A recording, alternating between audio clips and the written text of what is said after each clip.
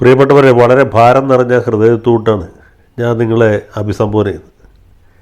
കാരണം എന്താ വെച്ചാൽ, എൻ്റെ ജീവിതത്തിൻ്റെ ഒരു അവിഭാജ്യ ഘടകമായിരുന്ന ലേബർ കോടതി ഇന്നലെ മുതൽക്ക് ഇല്ലാതായി. ലേബർ കോടതി ഇല്ലാതായി എന്ന വാർത്ത ഒരു പക്ഷേ നിങ്ങൾ പത്രത്തിൽ വായിച്ചു കാണില്ല.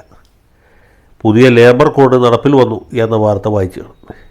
പുതിയ ലേബർ കോഡ് നടപ്പിൽ വരുമ്പോൾ രാജ്യത്തെ തൊഴിൽ നിയമങ്ങളെ പൂർണ്ണമായിട്ടും പിൻവലിച്ചുകൊണ്ട് അവയുടെ സാരാംശം 4 പ്രത്യേക കോഡുകളായിട്ട് 4 നിയമസംഹിതകളായിട്ട് അവതരിപ്പിച്ച് പാസ്സാക്കിയിട്ട് ഇപ്പോൾ 4 കൊല്ലമായി. പാസ്സാക്കിയിട്ട് 4 കൊല്ലമായി. രാഷ്ട്രപതി അതിന് അനുവാദം കൊടുത്തിട്ട് 4 കൊല്ലമായി. പക്ഷേ ഇപ്പോഴാണ് അത് ഗസറ്റിൽ നോട്ടിഫൈ ചെയ്ത് പ്രാബല്യത്തിൽ കൊണ്ടുവന്നത്. എനിക്ക് ഏറ്റവും പ്രിയപ്പെട്ട സ്ഥലം അന്നും ഇന്നും ലേബർ കോടതിയാണ്. ആ ലേബർ കോടതി പുതിയ ഈ ഭേദഗതിയോടുകൂടി ഇല്ലാതായിരിക്കുന്നു എന്നുള്ളതാണ് എന്നെ സംബന്ധിച്ചിടത്തോളം ദുഃഖകരമായിട്ടുള്ള ഒരു വസ്തുത.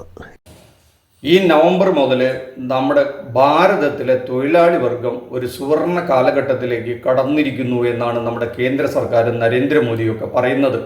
അങ്ങനെ പറയുമ്പോഴാണ് നമ്മുടെ അഡ്വക്കേറ്റ് ജയശങ്കർ സാർ പറയുന്നത് അദ്ദേഹത്തിൻ്റെ പണി പോയിന്നും ലേബർ കോട്ട് അടച്ചു പൂട്ടിയിരുന്നു.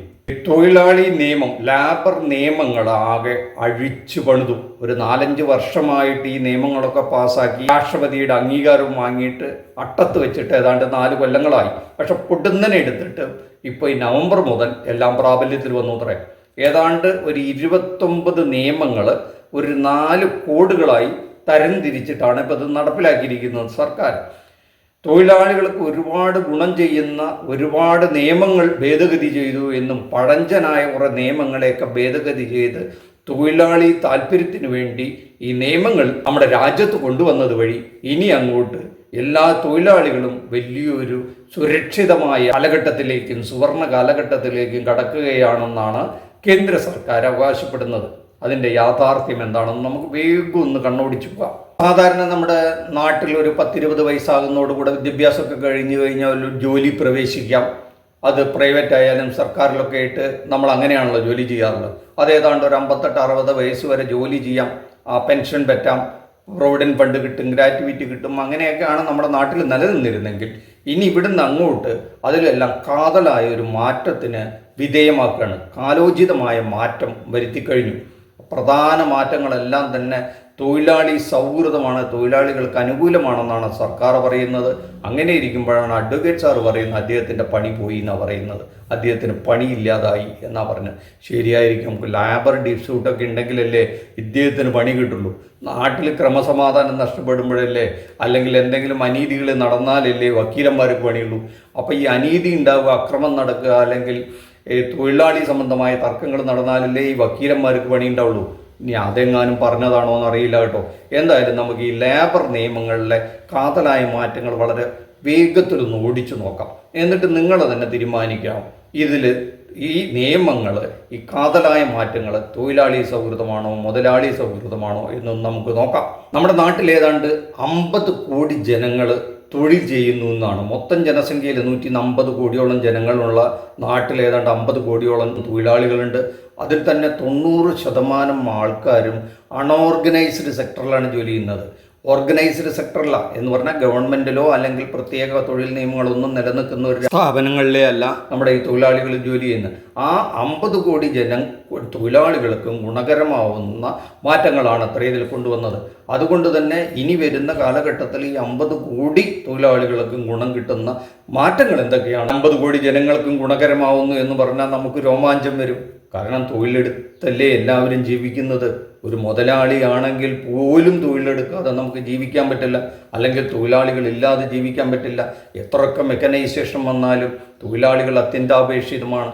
അപ്പോൾ അതുകൊണ്ട് തന്നെ അവർക്ക് ഗുണകരമാകുന്ന ഒരു മാറ്റം കേട്ട് കഴിഞ്ഞാൽ നമുക്കും രോമാഞ്ചം വരും. ഈ മാറ്റങ്ങളൊക്കെ വന്നു കഴിഞ്ഞാൽ തൊഴിലാളികളെല്ലാം സുരക്ഷിതമായിരിക്കും. ചൂഷണരഹിതമായ ഒരു ലോകമാണ് അവരുടെ മുന്നിൽ തുറന്നു കിടക്കുന്നത് എന്നാണ് കേന്ദ്ര സർക്കാരും നരേന്ദ്രമോദിയൊക്കെ പറയുന്നത്. 4 കോഡുകളായി ഏതാണ്ട് 29 നിയമങ്ങൾ. സോഷ്യൽ സെക്യൂരിറ്റിയിൽ ഒരു 9 നിയമങ്ങൾ കൊണ്ടുവന്നു. വേജ് കോഡിൽ ഒരു 4 നിയമങ്ങൾ കൊണ്ടുവന്നു. പിന്നീട് വന്നത് occupational safety and health working conditions ഒക്കെ പാടെ ഒരു 13 നിയമങ്ങൾ കൊണ്ടുവന്നു. ഇൻഡസ്ട്രിയൽ റിലേഷൻ കോഡിൽ ഒരു 3 നിയമങ്ങൾ, അങ്ങനെ മൊത്തം 29 നിയമങ്ങളെ 4 കോഡുകളാക്കി തരംതിരിച്ച് പലപ്പോഴായി കൊണ്ടുവന്ന നിയമങ്ങൾ ഇപ്പോൾ ഈ നവംബർ മുതൽ പ്രാബല്യത്തിൽ വന്നു എന്നാണ് ഈ പറഞ്ഞു വരുന്നത്. പ്രത്യേകിച്ചും എന്താണ് പറയേണ്ടത്? പ്രൊവിഡൻറ്റ് ഫണ്ട്, ഒരു 20 തൊഴിലാളികളുണ്ടെങ്കിൽ ഇനി അവിടെ provident fund, employees provident fund വേണം. EPF, എംപ്ലോയീസ് പെൻഷൻ സ്കീം നടപ്പിലാക്കണം. 40 വയസ്സ് കഴിഞ്ഞ എല്ലാ തൊഴിലാളികൾക്കും ആനുവലി ഒരു മെഡിക്കൽ ചെക്കപ്പ് നടത്തണം. മിനിമം വേജസ് നടപ്പിലാക്കുന്നു എന്നാണ് പറഞ്ഞത്. അപ്പോൾ അതിൻ്റെ കഥ പറയാട്ടോ. മിനിമം വേജസുമായിട്ട് ബന്ധപ്പെട്ട ചില കാര്യങ്ങളും കൂടെ നമ്മുടെ തൊഴിലാളി സുഹൃത്തുക്കളുമായി പങ്കുവെക്കാനുണ്ട്. എന്ത് തരത്തിലുള്ള മാറ്റമാണ് വരുന്നതെന്ന് നമുക്ക് ആലോചിക്കാം. അത് എവരി 5 years റിവ്യൂ ചെയ്യണമെന്ന് പറയുന്നുണ്ട്. മറ്റൊന്ന്, സമയബന്ധിതമായ വേജ് വിതരണം, ടൈംലി വേജ് പേയ്മെൻറ്റ് പറയുന്നുണ്ട്.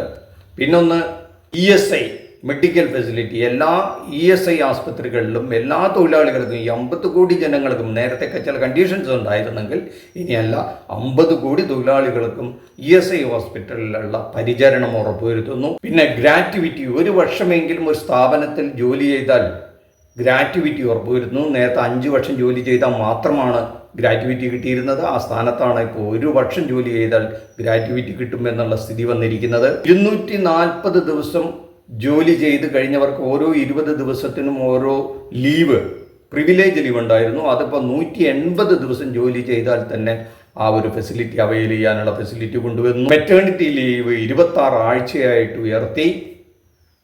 സ്ത്രീകൾക്കും പുരുഷന്മാർക്കും ഒരേ വേതനം, ഒരേ തൊഴിലിന് ഒരേ വേതനം എന്ന നിയമം കൊണ്ടുവന്നു. ഇങ്ങനെ തുടങ്ങി തൊഴിലാളി സൗഹൃദപരമായ ഒരുപാട് മാറ്റങ്ങൾക്ക് ഈ 29 നിയമങ്ങളിലൂടെ 4 കോഡുകളിലായി സർക്കാർ ഉത്തരവിറക്കി കഴിഞ്ഞു. ഗസറ്റ് നോട്ടിഫിക്കേഷൻ വന്നു എന്നാണ് നമ്മുടെ അഡ്വക്കേറ്റ് ജയശങ്കർ സാറ് പറഞ്ഞു വയ്ക്കുന്നത്.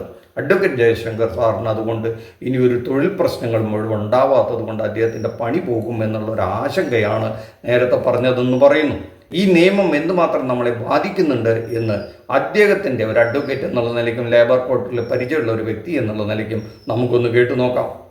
നമ്മുടെ നാട്ടിലെ ആളുകളെ ജോലിക്ക് വെക്കുന്നത്, ഒരാൾ 20 വയസ്സിൽ 21 വയസ്സിൽ ജോലിക്ക് കയറുകയാണെങ്കിൽ 58 വയസ്സ് വരെ അല്ലെങ്കിൽ 60 വയസ്സ് വരെ ഒരു തൊഴിൽ സ്ഥാപനത്തിൽ ജോലി ചെയ്യാൻ അയാൾക്ക് ഒരു അപ്പോയിൻറ്റ്മെൻറ്റ് ഓർഡർ കൊടുത്തിട്ടാണ് നിയമിക്കുന്നത്. ഇനി മേലിൽ അതിൻ്റെ ആവശ്യമില്ല.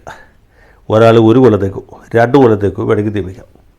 2 കൊല്ലം കഴിഞ്ഞാൽ അയാളുടെ പ്രവൃത്തി കുഴപ്പമില്ല എന്ന് തോന്നിക്കഴിഞ്ഞാൽ തൊഴിലുടമയ്ക്ക് അത് വേണമെങ്കിൽ 1 കൊല്ലത്തേക്ക് കൂടി നീട്ടാം, അല്ലെങ്കിൽ 2 കൊല്ലത്തേക്ക് നീട്ടാം. ഇങ്ങനെ കോൺട്രാക്ച്വൽ അപ്പോയിൻറ്റ്മെൻറ്റ്, ഇവരുടെ നിയമന കാലാവധി നീട്ടി കൊടുക്കുന്ന ഒരു സംവിധാനമാണ് ഇതിൽ കാതലായ ഒരു മാറ്റം. മാതൃഭൂമിയെ പോലെ ഒരു പത്രം ഈ വിഷയത്തിൽ ഒരു എഡിറ്റോറിയൽ എഴുതണമെങ്കിൽ ഇതിൻ്റെ പ്രാധാന്യം കുറച്ചൊന്നുമല്ല. കുറച്ച് ഭാഗങ്ങൾ നിങ്ങളുടെ അറിവിലേക്ക് വായിക്കാം.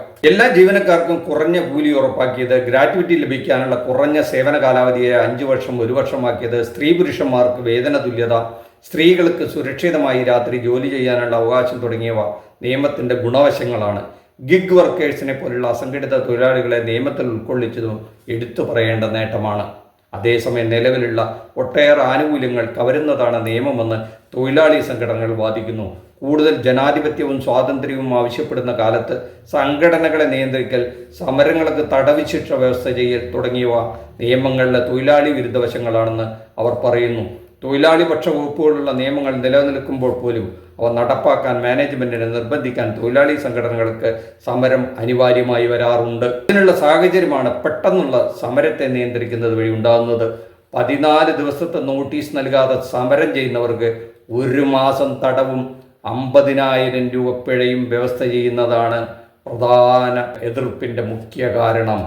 പല കാര്യങ്ങളിലും തൊഴിൽ വകുപ്പിന് നേരിട്ട് പരിശോധന നടത്തേണ്ട കാര്യമില്ലാതെ തന്നെ തൊഴിലുടമയ്ക്ക് തീരുമാനമെടുക്കാനുള്ള വ്യവസ്ഥകളും ഈ നിയമങ്ങളിലുണ്ടത്രേ. ഇതിലെ പല നിയമങ്ങളുടെ നോട്ടത്തിൽ തൊഴിലാളികൾക്ക് ഗുണകരമാവുമെങ്കിലും അതിൻ്റെ മറ്റു പല വശങ്ങളും ആലോചിക്കുമ്പോൾ ഇതൊന്നും പ്രായോഗികമായി തൊഴിലാളികൾക്ക് ഗുണം കിട്ടുന്ന ഒന്നല്ല എന്ന് നമുക്ക് കാണേണ്ടി വരും എന്നാണ് ഈ തൊഴിലാളി നേതാക്കൾ പറയുന്നത്. അതിൻ്റെ ഒരു ഉദാഹരണമായിട്ടാണ് അവർ പറയുന്നത്. ഏതെങ്കിലും ഒരു സ്ഥാപനത്തിൽ എന്തെങ്കിലും ഒരു അനീതി നടക്കുന്ന കണ്ടാൽ സാധാരണഗതിയിൽ നമ്മുടെ ഇവിടെ തൊഴിൽ രംഗത്തൊക്കെ സമരമുണ്ടാവും, അങ്ങനെ ഒരു ഒത്തുതീർപ്പുണ്ടാവും, ഒരു സംസാരമുണ്ടാവും, ഒരു എഗ്രിമെൻ്റൊക്കെ വരും. അതിനുള്ള സാധ്യതകൾ കൊട്ടിയടയ്ക്കപ്പെടുന്നതാണ് ഇനി ഈ നിയമങ്ങൾ നൽകുന്ന പിൻബലം മുതലാളിമാർക്ക് എന്നാണ് ഇവിടെ പറഞ്ഞു വരുന്നത്. എന്തായാലും 60 വയസ്സ് കഴിഞ്ഞ ഒരു തൊഴിലാളിക്ക് 3000 രൂപ പെൻഷൻ കൊടുക്കാവുന്ന ചില പദ്ധതികളൊക്കെ ഇതിൻ്റെ ഭാഗമായി ഉണ്ടെന്നും ഗവൺമെൻറ് അവകാശപ്പെടുന്നു. ഇനി ഇതെല്ലാം നടപ്പിലാക്കുമ്പോൾ മാത്രമേ എന്തുമാത്രം ഇത് തൊഴിലാളി ഫ്രണ്ട്ലിയാണ് അല്ലെങ്കിൽ ലേബർ ഫ്രണ്ട്ലി ആണെന്ന് അറിയാൻ കഴിയൂ. നമുക്ക് കാത്തിരിക്കാം. മറ്റു മാർഗങ്ങളൊന്നുമില്ല. ഈ വിഷയത്തിൽ തൊഴിലാളി സുഹൃത്തുക്കളായ നമ്മുടെ പ്രേക്ഷകർക്ക് എന്താണ് പറയാനുള്ളതെന്ന് വളരെ ആകാംക്ഷയോടെയും കൗതുകത്തോടെയും കാത്തിരിക്കുന്നു. നിങ്ങളുടെ അഭിപ്രായങ്ങൾ കമൻറ്റ് ബോക്സിൽ ഇടുക. നന്ദി, നമസ്കാരം. മറ്റൊരു വിഷയവുമായി മറ്റൊരു എപ്പിസോഡിൽ കാണുന്നവരെ താങ്ക് യു.